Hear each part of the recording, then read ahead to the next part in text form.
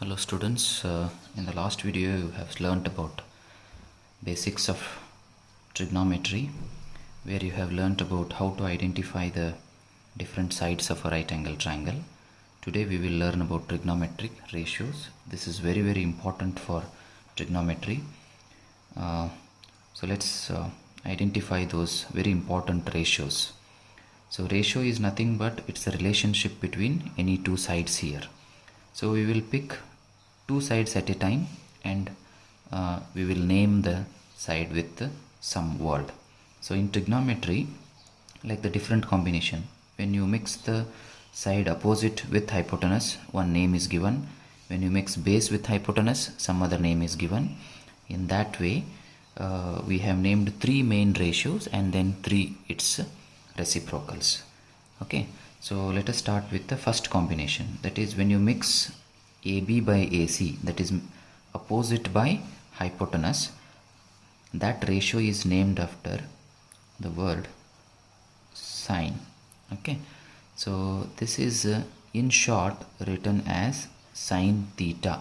Why theta? Because with respect to this angle, when I take opposite and hypotenuse, it will become one ratio, opposite by hypotenuse. So if you want to study the ratio between opposite and hypotenuse, that is always called as sine theta. And second one, cosine. This name is given after the ratio between BC and AC, that means base by hypotenuse. Cosine, in short we write cos theta. This is between base by hypotenuse. Third one is named as tangent. In short we write it as tan theta. So this ratio is between opposite and base. Opposite and base. So these are the three main trigonometric ratios.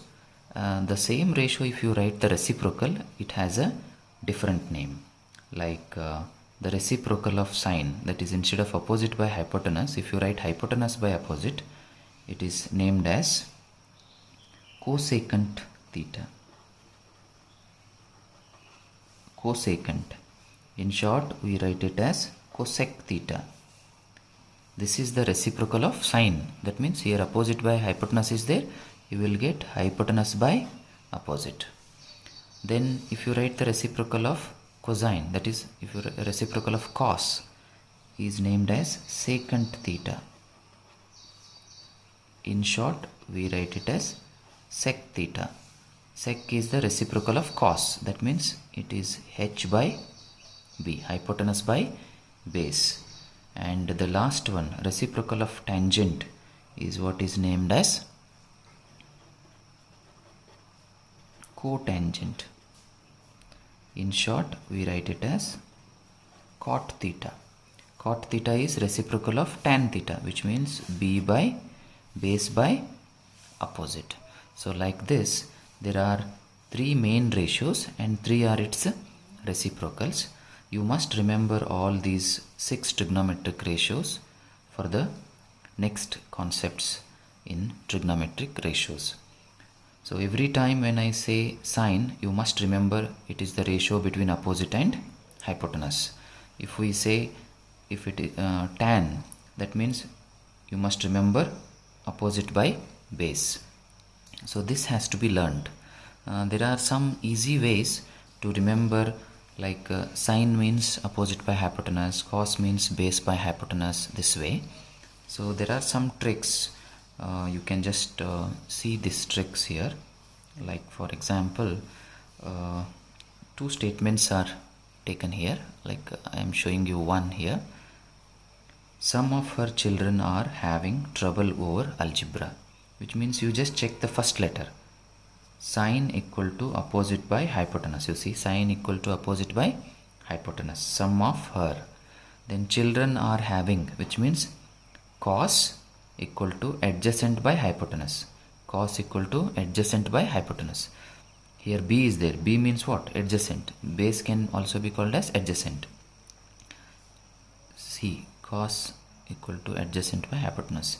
Then trouble over algebra, that means tan equal to opposite by adjacent, or here it is written as opposite by base, one another same. Tan equals to opposite by adjacent or opposite by base.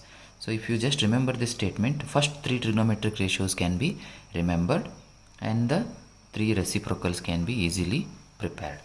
And we have another statement to remember these ratios is Pandit Badri Prasad Har Har Bole, which means, so this is for your sine, this is for your cos, this is for your tan. You just look at the first letters.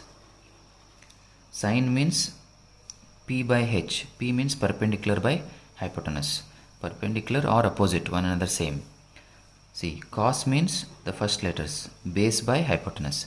Tan means perpendicular by base. You see, perpendicular by base, perpendicular or opposite, one another same. So these are the two statements you have for remembering the trigonometric ratios. You learn these trigonometric ratios carefully, which will be very, very useful.